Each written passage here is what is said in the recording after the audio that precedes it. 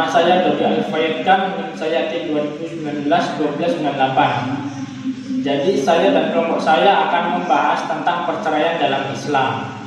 Untuk poin A, saya membahas tentang pengertian talak, khulu, dan fasakh. Dapat dilihat di slide berikut ini.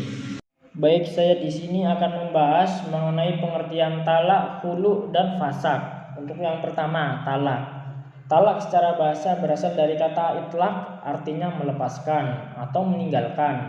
Sedangkan menurut istilah syara, talak yaitu dalam suatu ayat dijelaskan, a'udzubillahi minasyaitonirrajim, bismillahirrahmanirrahim, halu rabtati zawwaji wa in haul alaqati zawwajiyah. Artinya melepas tali perkawinan dan mengakhiri hubungan suami istri. Untuk yang selanjutnya, pengertian talak yaitu perceraian yang terjadi atas kehendak suami dengan menggunakan kata-kata talak kepada istri. Lebih singkatnya kurang lebih seperti itu.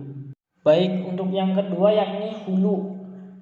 Menurut para fuqaha, khulu kadang dimaksudkan makna yang umum, yakni perceraian dengan disertai sejumlah harta sebagai iwat yang diberikan oleh istri kepada suami untuk menebus diri agar terlepas dari ikatan perkawinan.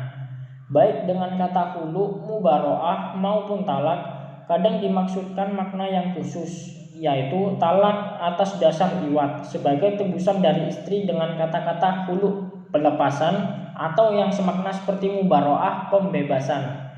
Untuk pengertian khulu yang selanjutnya yakni perceraian yang terjadi atas kehendak istri dengan membayar iwat atau tebusan kepada suami. Untuk lebih singkatnya kurang lebih seperti itu. Untuk yang ketiga yakni fasakh. Fasakh yaitu putusnya perkawinan atas keputusan hakim pengadilan agama karena dinilai perkawinan itu tidak memenuhi syarat-syarat atau rukun-rukunnya, baik disengaja ataupun tidak disengaja. Untuk pengertian fasakh yang selanjutnya yaitu perceraian atas kehendak suami atau istri atau pengadilan karena adanya hal-hal yang dianggap berat, seperti suami dan istri diketahui masih saudara kandung atau salah satu pihak murtad. Untuk lebih singkatnya kurang lebih seperti itu. Sekian dari saya. Untuk yang selanjutnya akan dilanjutkan oleh presentator selanjutnya. Wassalamualaikum warahmatullahi wabarakatuh. Assalamualaikum warahmatullahi wabarakatuh.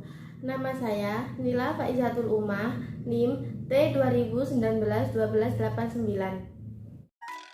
Baik, di sini saya akan menjelaskan tentang iddah bagi perempuan setelah adanya perceraian. Perceraian dalam Islam dikenal dengan istilah talak, yaitu melepaskan tali perkawinan atau mengakhiri hubungan suami istri. Talak bukanlah sebuah larangan loh, namun sebagai pintu terakhir dari rumah tangga ketika tidak ada jalan keluar lagi. Iddah menurut istilah hukum Islam ialah masa tunggu yang ditetapkan oleh hukum syara bagi perempuan untuk tidak melakukan akad perkawinan dengan laki-laki lain dalam masa tersebut sebagai akibat ditinggal suaminya atau perceraian dengan suaminya, dalam rangka membersihkan diri dari pengaruh dan akibat hubungan dengan suaminya. Dapatlah difahami bahwa perempuan yang telah terpisah dengan suaminya wajib menjalani masa iddah. Iddah muncul sebagai akibat atau konsekuensi dari perpisahan antara seorang istri dengan suaminya. Baik perpisahan tersebut disebabkan karena perceraian ataupun karena suaminya meninggal dunia. Syariat Islam telah menentukan 3 larangan yang tidak boleh dilanggar oleh perempuan saat menjalani masa iddah. Namun, ketiga larangan tersebut sekaligus tidak berlaku lagi ketika masa iddah telah selesai. Sekian dari saya. Wassalamualaikum warahmatullahi wabarakatuh. Nama saya Ismi Putri Nurlailia, NIM T2019-1258. Saya akan melanjutkan penjelasan dari Mbak Nila. Syariat Islam telah menentukan 3 larangan yang tidak boleh dilanggar oleh perempuan saat menjalani masa iddah. Ketiga larangan tersebut sekaligus tidak berlaku lagi ketika masa iddah telah selesai. Ketiga larangan tersebut adalah: yang pertama, haram menikah dengan laki-laki lain. Seorang perempuan yang sedang menjalani iddah, baik karena dicerai, fasakh, maupun ditinggal mati oleh suami, tidak boleh menikah dengan selain laki-laki yang meninggalkan atau menceraikannya itu.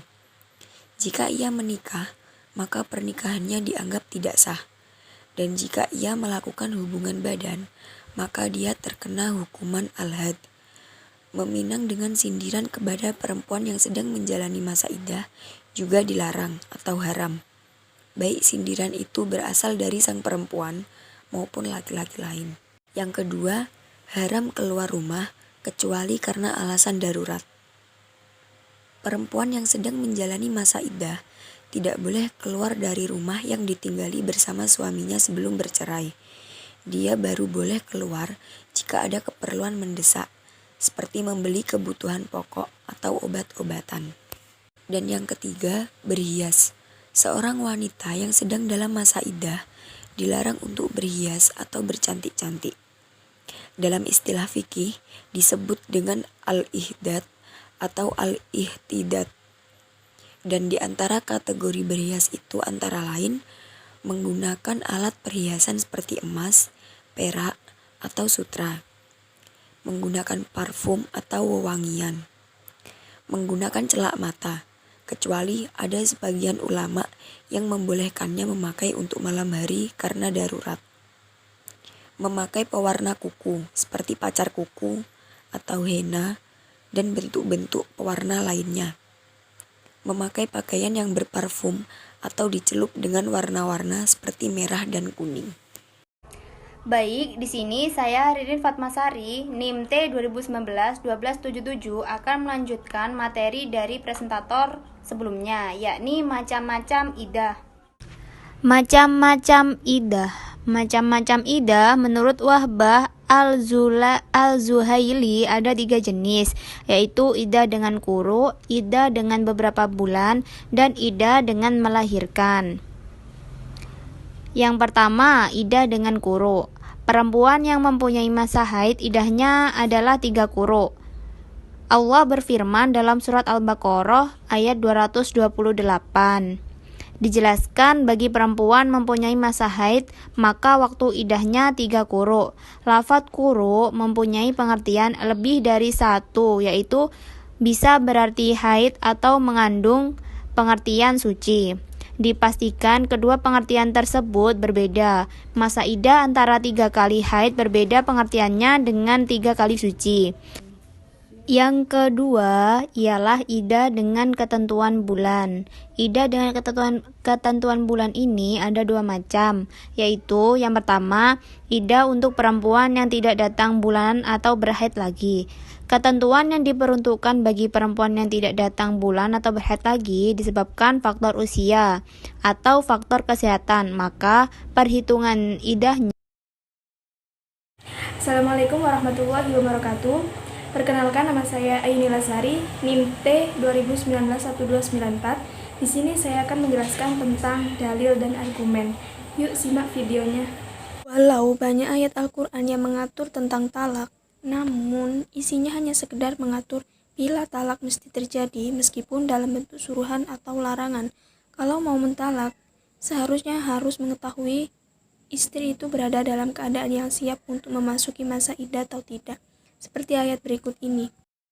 Bismillahirrahmanirrahim. Ya ayyuhan nabiyyu idza talaqtumun nisaa fatalliquhunna li'iddatihinna wa ahsul 'iddah. Hukum Islam memberi jalan kepada seorang istri yang menghendaki perceraian dengan mengajukan khulu. Sebagaimana hukum Islam ini memberi jalan kepada suami untuk menceraikan istrinya dengan jalan talak. Dasar hukum disyariatkannya khulu ialah firman Allah dalam surat Al-Baqarah ayat 229. At-talaqu marratan فإمساكم بمعروف أو تسريح بإحسان ولا يحل لكم أن تأخذوا مما آتيتموهن شيئا إلا أن يخافا ألا يقيما حدود الله فإن خفتم ألا يقيما حدود الله فلا جناح عليهما فيما افتدت به تلك حدود الله فلا تعتدوها ومن يتعد حدود الله فأولئك هم الظالمون. Ahli hukum Islam membenarkan juga dan membolehkan membatalkan nikah jika terdapat sebab atau alasan yang kuat yang melatar belakanginya. Hukum fasakh nikah ini erat kaitannya dengan konsep khiyar dalam pernikahan. Hal ini dapat dideskripsikan dalam konteks sepasang suami istri yang menikah. Salah satu diantaranya yakni keduanya ada aib atau cacat yang sebelumnya tidak diketahui. Setelah akad dilangsungkan, maka setelah salah satu pasangan mendapati adanya cacat dari pasangannya dan ia memiliki khiyar untuk melanjutkan apa hubungan nikahnya tetap berlangsung atau ia memilih untuk fasakh nikah. Dalil yang digunakan sebagai dasar hukum fasakh diantaranya mengacu pada Quran Surat An-Nisa ayat 23-24. حرمت عليكم أمهاتكم وبناتكم وأخواتكم وعماتكم وخالاتكم وبنات الأخ وبنات الأخت وأمهاتكم اللاتي أرضعنكم وأخواتكم من الرضاعة وأمهات نسائكم وربائبكم اللاتي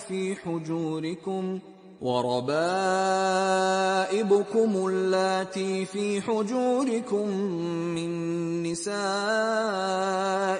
اللاتي دخلتم بهن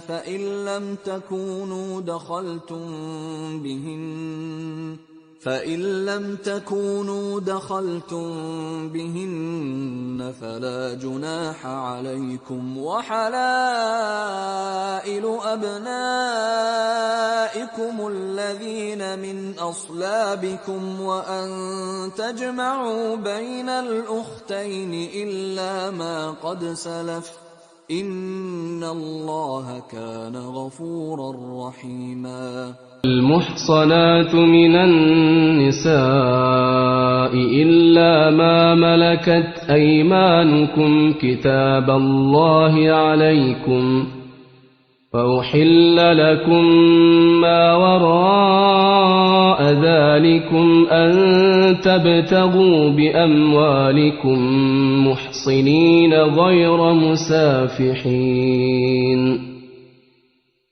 فما استمتعتم به منهن فآتوهن أجورهن فريضة ولا جناح عليكم فيما تراضيتم به من بعد الفريضة إن الله كان عليما حكيما.